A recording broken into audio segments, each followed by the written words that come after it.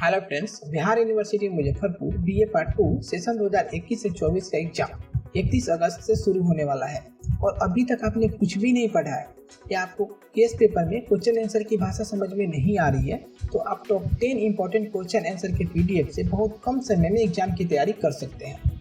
आपको हर एक पेपर के लिए 10 क्वेश्चन आंसर दिया जाएगा, जिसमें से एग्जाम में 5 से 7 क्वेश्चन आ जाएगा, बल्कि आपको एग्जाम में सिर्फ 5 ही क्वेश्चन लिखना होता है। मतलब आपको अलग से कुछ भी नहीं पढ़ना पड़ेगा, आप इसी से 100% एग्जाम की तैयारी कर सकते हैं। तो चलिए हम आपको क्वेश्चन आंसर दिखाते हैं कि किस प्रकार का आंसर और question answer. History honours paper 3, history honours paper 4, subsidiary 1, subsidiary 2 और एमआईएल हिंदी, आपको सभी 5 पेपर, जो भी आप 5 पेपर के एग्जाम देते हैं, उन सभी 5 पेपर का आपको क्वेश्चन आंसर मिलेगा। ये क्वेश्चन आंसर कैसे मिलेगा, यानी कि पीडीएफ आपको कैसे मिलेगा, इसके बारे में हम बात करते हैं। लेकिन उससे पहले हम आपको क्वेश्चन आंसर दिखा देते हैं पीडीएफ कैसे मिलेगा। तो आपको सब्सिडी में जो भी आपका सब्जेक्ट होगा, जैसे history, polity, geography, psychology, economics, सभी का क्वेश्चन आंसर मिलेगा। इसमें आपको एमआईएल हिंदी में ग्रामर भी मिलेगा। ग्रामर यानी व्याकरण, जो भी पूछा जाता है आपसे, तो व्याकरण वगैरह सब कुछ का क्वेश्चन मिलेंगे। जैसे कि पीडीएफ कैसे मिलेगा, तो इसके बारे में बाद में बात करते हैं। सबसे पहले हम आपको क्वेश्चन दिखा देते हैं। क्वेश्चन यहाँ पे देख सकते हैं आपकी इस प्रकार से क्वेश्चन होगा। जैसे कि हिस्ट्री ऑनर्स पेपर 3 का एक क्वेश्चन है, यहाँ पे तोड़ती पत्थर शीर्षक कविता का समीक्षा करें। तो तोड़ती पत्थर कविता के बारे में यहाँ पे किसने लिखा है और तोड़ती पत्थर कविता में क्या बताया गया है, जिसे हम सारांश भी कह सकते हैं, इसे सारांश या फुल भावार्थ भी कहते हैं इसे। ठीक है, तो सिंपल लैंग्वेज में आंसर होगा। जैसे कि आप यहाँ पे पढ़कर देख सकते हैं, सिंपल लैंग्वेज में आंसर होगा और आपको इसे याद करने में परेशानी नहीं होगी। आप वीडियो को रोककर इसे आप पढ़कर आसानी से चेक कर सकते हैं। ठीक है, तो इस प्रकार से हो। उसके बाद में आपसे पूछे जाते हैं यहाँ पे निम्नलिखित अवतरणों में से किन्हीं दो की प्रसंग व्याख्या करें, यानी कि आपसे व्याख्या पूछा जाता है। तो व्याख्या में इस प्रकार से आप व्याख्या देख सकते हैं। ठीक है, और व्याख्या का सबसे पहले इंट्रो दिया जाएगा आपको। इंट्रो यानी कि 10 नंबर का व्याख्या आपसे पूछा जाता है ना, तो 3 नंबर आपको इंट्रो पे मिल जाते हैं, 3 से 4 नंबर, क्योंकि इंट्रो में बताया जाता है कि प्रस्तुति कहाँ से लिया गया, यानी किसने लिखा है इसको और लिया कहाँ से गया, यानी कि यहाँ से 2-3 लाइन्स ही मिलते हैं आपको। उसके बाद में इस 2 पंक्ति में क्या पूछा गया है, उसके बारे में आपको यहाँ मिल जाएगा। ठीक है, यहाँ मिल जाएगा और सभी सिंपल लैंग्वेज में होंगे, अपनी भाषा में होगा, आप पढ़कर देख सकते हैं। उसके बाद नेक्स्ट में यहाँ पे है हिंदी ऑनर्स पेपर 4 का एक क्वेश्चन दिखाते हैं। आपको एक क्वेश्चन दिखाते हैं, पीडीएफ में 10 क्वेश्चन रहेंगे। आपको एग्जाम में आपको 5 ही क्वेश्चन लिखने होते हैं।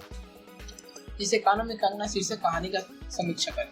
उसी प्रकार से यहाँ पे किसने लिखा है और क्या बताया गया इसमें, आप यहाँ पे चेक कर सकते हैं।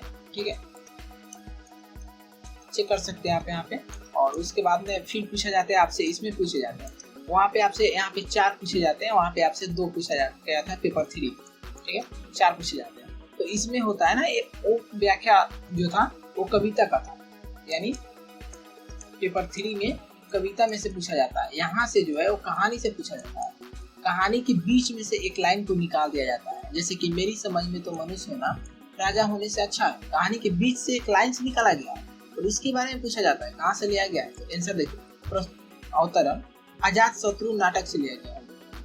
ठीक है, इसमें प्रसाद जी ने लिखा है इसको, इनके बारे में। उसके बाद में इसमें क्या कहा गया है, मतलब कि मेरी समझ में तो मनुष्य होना ही राजा होने से अच्छा है। तो क्या कहा गया है उसके बारे में आपको यहाँ पे मिलेगा और सभी मिलेंगे आपको सिंपल लैंग्वेज में।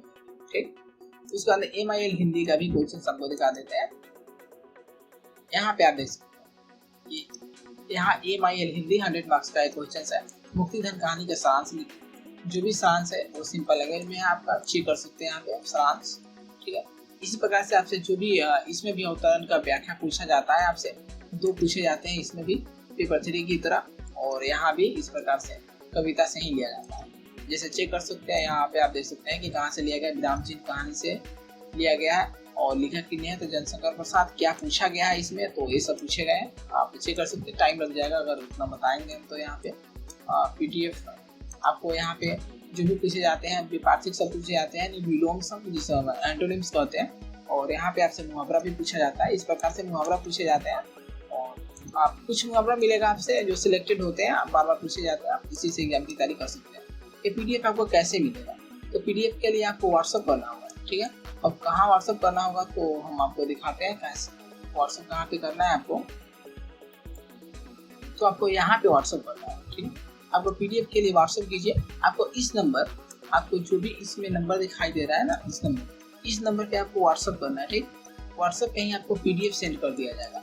ठीक है, जो भी आपको ऑनर्स, सब्सिडरी और EMIL हिंदी, आपको जो भी 5 पेपर है ना, 5 पेपर का पीडीएफ मिल जाएगा।